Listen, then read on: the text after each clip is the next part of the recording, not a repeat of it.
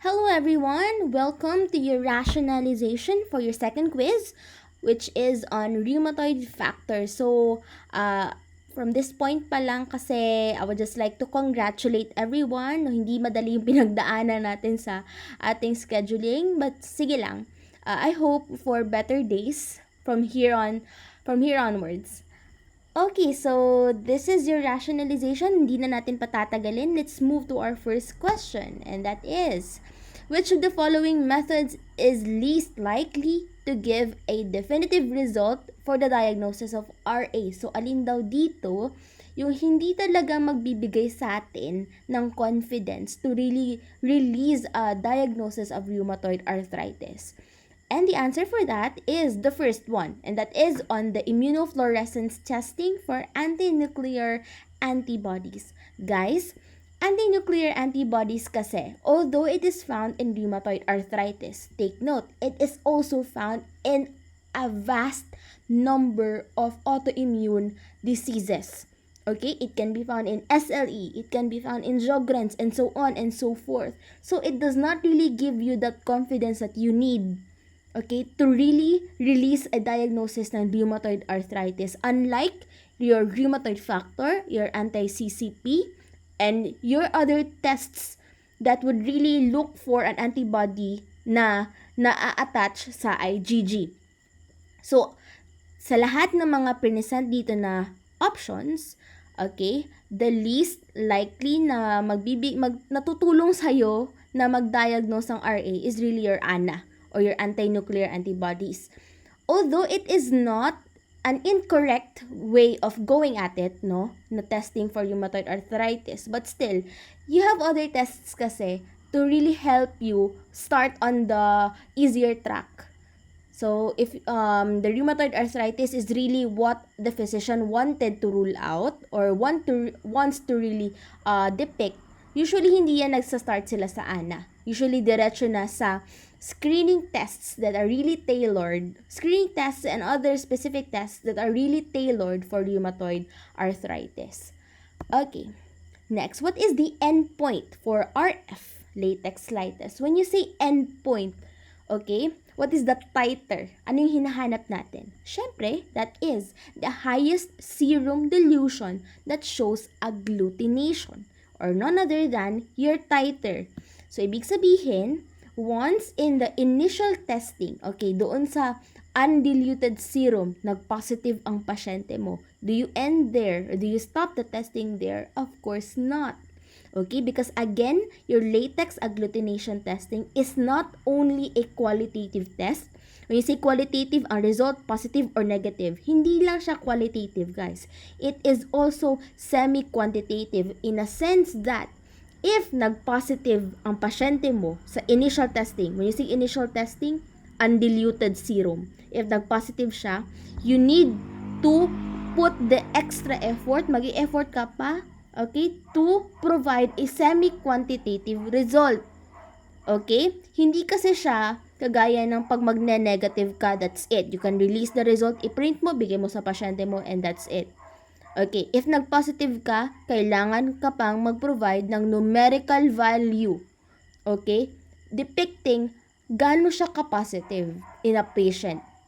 Okay, that's why you perform serum dilution, that's why you perform titer.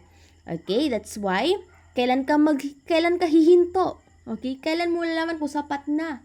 Okay, if you have already reached that serum dilution, pinakamalayong dilution na nag-positive siya, that is when you are now okay na sabihin na, okay, I'll stop now, I can have the result, I can already have it printed and give it to the patient. So, ganun yun siya.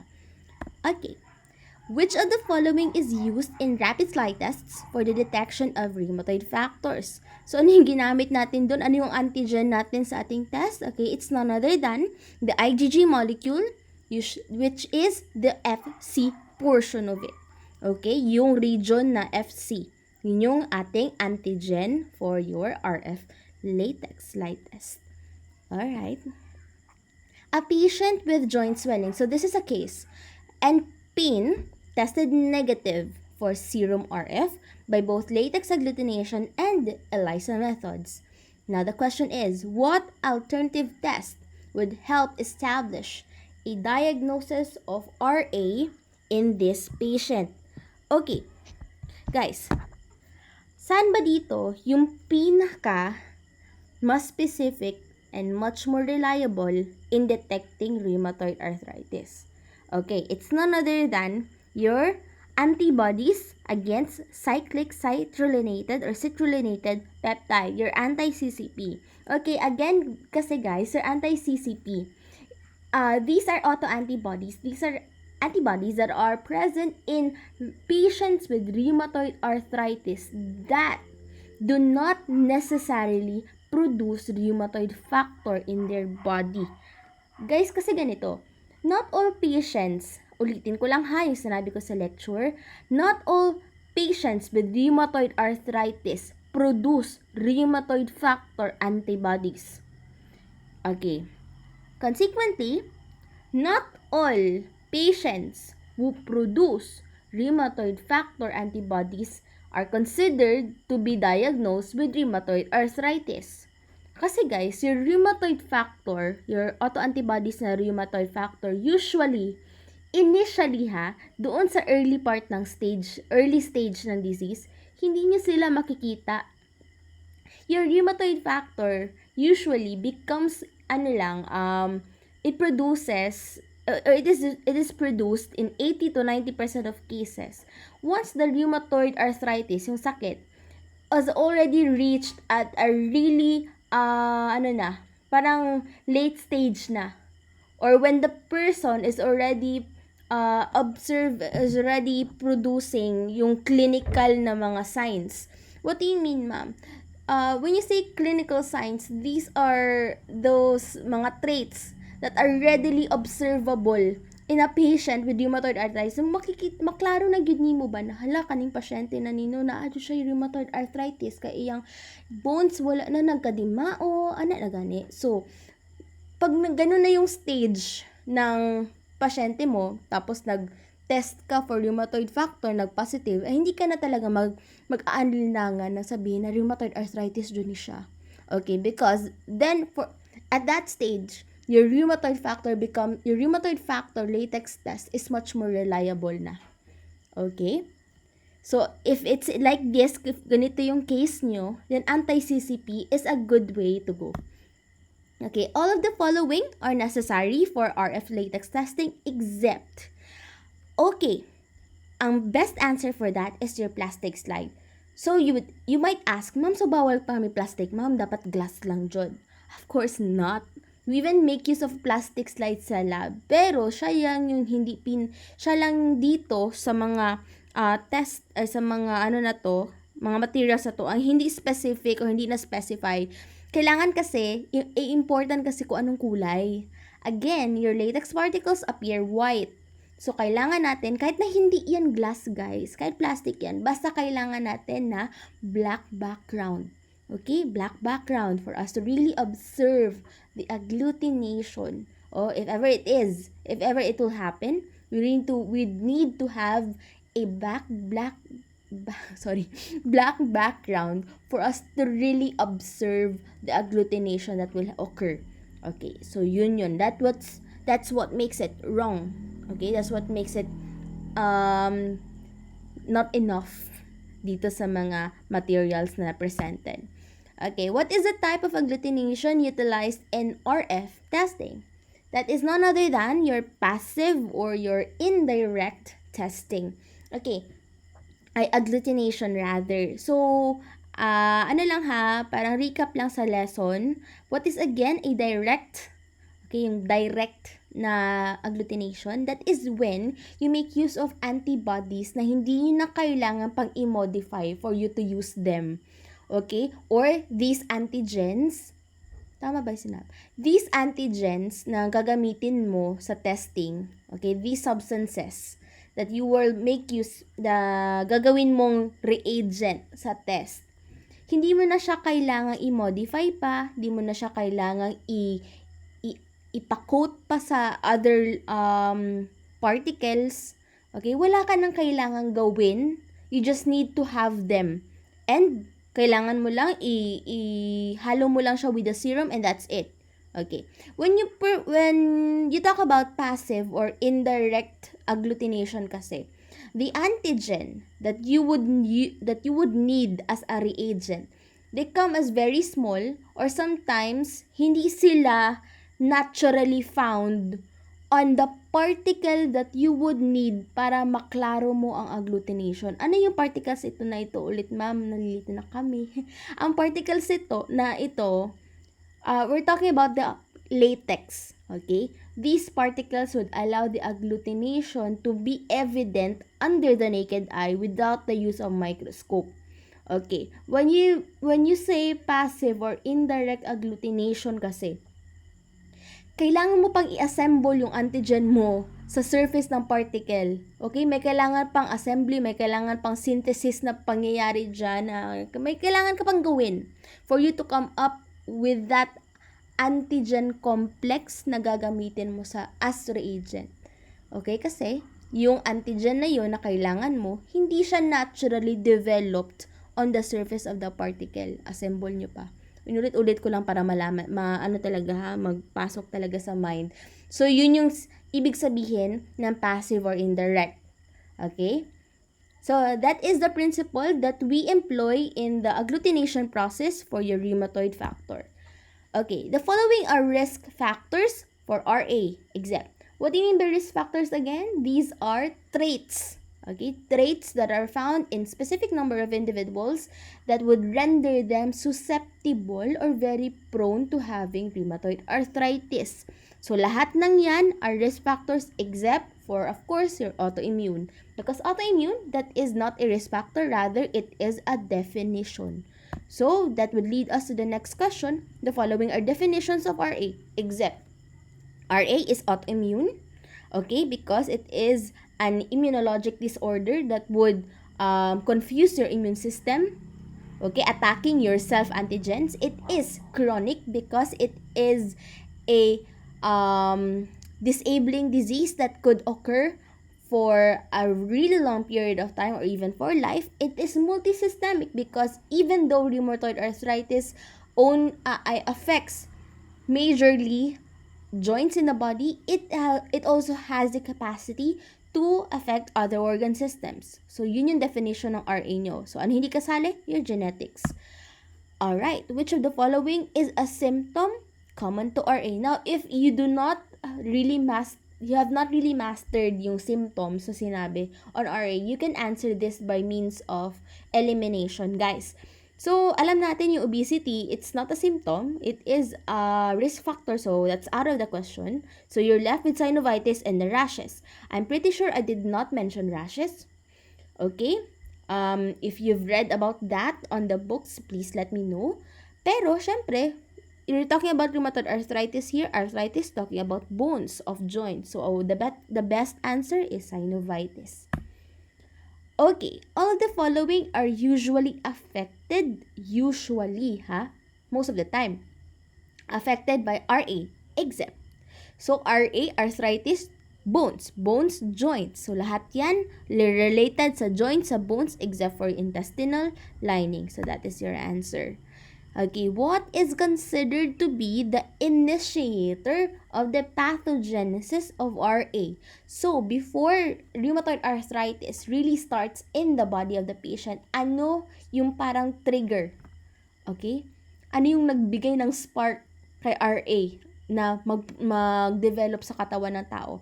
And that is none other than the exposure of that susceptible host, okay, that person who has the risk factors in them, to arthritogenic antigens, okay, those substances that would cause an immunologic reaction in the person leading to the destruction of joints. So, that is the answer.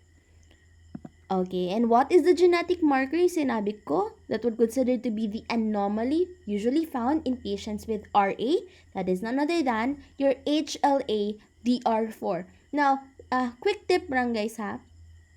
In studying for autoimmune diseases, make it a habit na ma-depict nyo kung ano yung mga specific na genetic markers in each autoimmune antibody. autoimmune na disease. Okay, that would help you to classify them and to organize your thoughts in autoimmune diseases because ang dami nilang pagkakapareho. You can further really point them out through the genetic markers. Okay, because most of the time they have unique genetic markers. Okay, so tip lang for you to as you study along sa Immunocero. Okay, it is a phenomenon, alright, wherein antigens undergo changes in their genetic structure which would render them unrecognizable by an individual's immune system. So what is this phenomenon? Wherein the self-antigen now becomes transformed, okay, into a foreign body, okay, capable of producing a destructive immunologic process. Okay, that is your citrullination. Okay? Kaya, ito yung anti-CCP natin, ito yung nagproproduce ng anti-CCP. Okay, if the pathogenesis of RA is divided into 4 parts, this goes first. Syempre, yung initiator, and that is your exposure of a genetically susceptible host to an arthritogenic antigen. Actually, guys, magkakasunod yan. What happens after the exposure is the initiation of the synovitis, yung inflammation sa joint. And then, di ba, I use the term party, okay, for the inflammation now to invite other substances of the immune system layers, your cells, your mga complements, and so on that would further aggravate the inflammation already happening. Ito na yung subsequent immunologic events which would later on lead to a transition that would cause destruction. Okay. So, yan yung pathogenesis of your RA in a nutshell. Ito. Anti-CCP is much more specific to RA than RF. Yes, that is true. Second statement, anti-CCP is more reliable than RF in the diagnosis of RA. Also true. So answer for that is both statements are false. Your Felty syndrome. Okay. I've mentioned this in the lecture. This is a triad of conditions. So when you say triad, ibig sabihin, this is a syndrome wherein there are 3 definitive conditions present. So kung makikita niyo itong tatlong conditions na ito, okay, collectively, they are known as your Felty's syndrome. So, ano tong tatlo? So, we have your RA, your rheumatoid arthritis, your neutropenia, and your splenomegaly. Ang hindi kasala dyan is synovitis. Okay. Not all patients with RA develop autoantibodies. That is a check. I said it kanina. And again, not all patients with RF or those who produce RF are to be diagnosed with RA. So, answer for that, both statements are true. Okay. RF is an autoantibody that is IgM in nature. Yes, that is true. And RF is attracted to the Fc portion of the IgG molecule. Also true. Also, recap lang guys ha, although RF, for most of the time, IgM in nature, however, it can also present as IgG or IgA. Okay? Maraming forms. Either IgG, IgA, but most of the time, IgM talaga si RF. Okay. Production of RF immunologic complexes triggers the activation of the blank cascade. Okay? Isa lang naman yung cascade na na-mention sa lecture, and that is your complement cascade. Okay? Again, these are substances in the immune system that would help the immune system fight off pathogens, and isa sa mga function niya is to facilitate or promote inflammation. Okay, this refers to the highest serum dilution, yung endpoint na that shows agglutination. That is your titer. Okay, ito yung hinahanap natin ha. Ito yung hinahanap natin sa test. Pag hindi natin nakuha sa titer, hindi tayo titigil sa pag-dilute. Okay, for how many minutes should the 6-celled glass slide be allowed to rotate manually or with a rotator upon testing? Okay, kahit manual yan siya or rotate, gagamit ka ng lab rotator, same na number of minutes, always 2 minutes. Okay, if rotation during testing is done manually or ginamit mo kamay mo lang, okay, the least number of tilting done per minute. Okay? Should be. Okay, it should be, the range is 8 to 10 times a minute. Okay, so for the entire procedure ng test, it's 16 to 20 times. Kasi 2 minutes man. Okay, ang question is the least in 1 minute, so the answer is 8. Alright, the positive results for RF may also be observed in the following exam. Okay, that's why your RF is actually seen in all of those diseases presented here in the options. Kaya your RF again is not really a good test to confirm your rheumatoid arthritis. Okay? Pang screening lang talaga siya. Kasi imagine, it's found in Sjogren's syndrome, in syphilis, hepatitis, SLE, and all other na mga diseases. Okay? So pang screening lang siya. That's why the answer there is none. Okay, the following are RF test contraindications. Except again, what are contraindications? These are things, or these are instances wherein that would render your serum non-viable for testing. So kung ganito ang serum nyo, itong itsura niya, okay, ilabay charot. Hindi, anong gagawin nyo is you're gonna repeat collection, okay? Because if you're gonna use that serum in testing, it will make your test invalid because hindi na reliable ang result. So, ano dapat? Okay, contraindications include lipemic, hemolysis, and bacterial contamination. Yung choleric dyan, ginawa ko lang yan. So, hindi kasali si choleric. Okay. RF latex agglutination slide test should be performed immediately after blood extraction. Okay, that is a complete true. And then, if the test cannot be performed immediately, but within 24 hours, the temperature for storage should be negative 20 degrees Celsius. Now, the second statement now is false. What makes it false, ma'am? The temperature. Okay. Tama naman na malamig. Pero, the question here is, the situation is, it can be done within 24 hours in test. Hindi siya immediately, but within 24 hours. So, the temperature is 2 to 8 degrees Celsius lang. Okay? You would only use negative 20 degrees Celsius as storage if the testing will commence more than 24 hours upon collection. So, doon ka lang magne-negative 20 degrees. Okay. Most of the time, manufacturers designate a blue cap for the neutral control reagent in RF. Guys, hindi naman tayo nag-mention ng neutral control, di ba? So, that is a false. Wala din talagang neutral control na reagent sa RF, as far as I know. Okay? And sa mga na-encounter namin, wala talaga. 2 controls lang.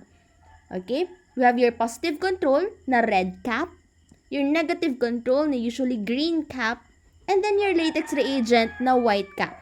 So the answer is the first statement is false and the second statement is true.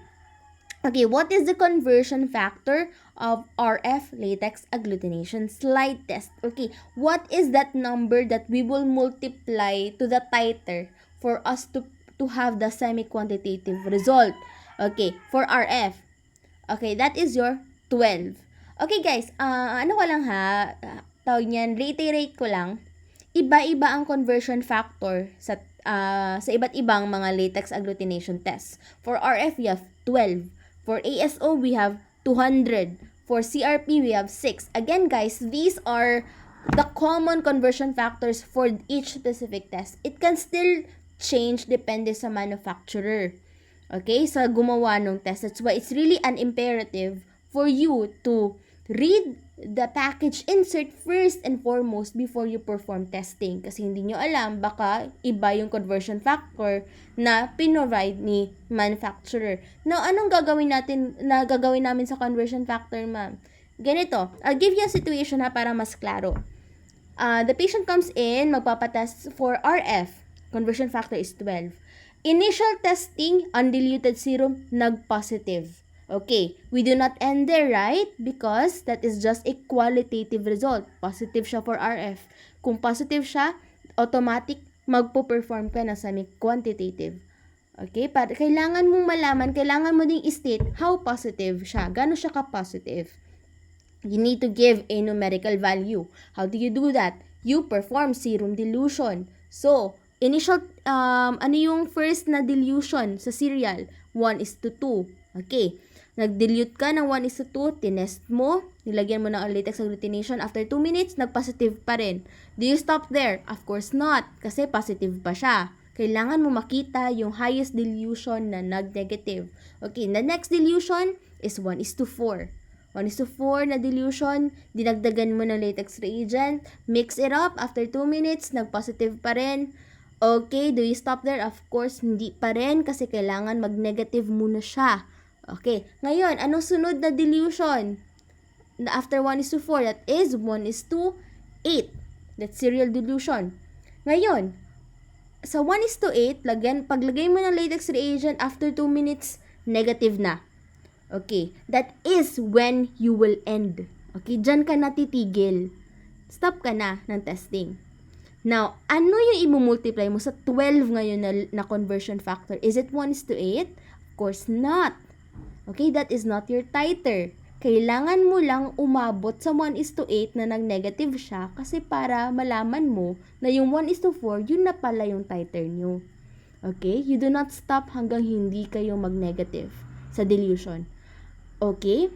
Kasi, pag nag-negative na kayo, pag naabot nyo na yung dilution na negative, alright, your titer now is the dilution that comes immediately prior to it. Okay? Kasi doon ka man nag-last na mag-positive. Alright, so in this case, the patient is positive for RF.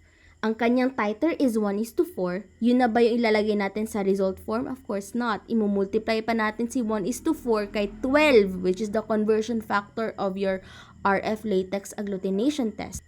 Okay, so the complete result for the patient is RF is positive and 48 IU per ml. Because 4 times 12 is 48. The unit that we are gonna use in RF latex testing is IU or international units per ml. So that is the correct and complete result for that patient. Okay? So ano yung unit? Sinabi ko kanina na gagamitin natin for RF latex agglutination slide test. It's your IU or international units per ml. Okay, the question that comes after, the amount of latex reagent to be dispensed is equal to the amount of patient sample. Yes. If 1 drop ang ginamit mo, which is most of the time 1 drop lang ng sample, 1 drop din ng latex reagent ang ihalo mo. Okay, the second statement, testing should be done once all the reagents are in ref temperature.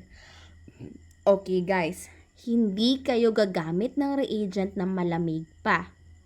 Okay? Bakit malamig? Kasi your latex reagents, for most of the time, they are kept inside the ref. That's why, if magtatrabaho na kayo as medical technologists, if you see, if in the morning, mapapansin nyo or malalaman nyo na may RF kayo or any latex reagent testing kayo later on, ilabas nyo na agad yung mga reagents from the ref. Okay? To allow them to be brought to room temp. Okay? Kasi again, you do not use reagents na malamig pa. Okay? That would render or that would cause problems or interferences in your testing. So, dapat room temp. That's why the answer here is, the first statement is true, the second statement is false. Okay, that's it for your week 2 na rationalization. I hope you've learned a lot. If you have other clarifications, please feel free to contact us, your lecturers, and we will do our best to be really available and to immediately answer your queries. So, thank you so much, guys, and congratulations on finishing week 2. Good luck on your week 3 and so on. Thank you.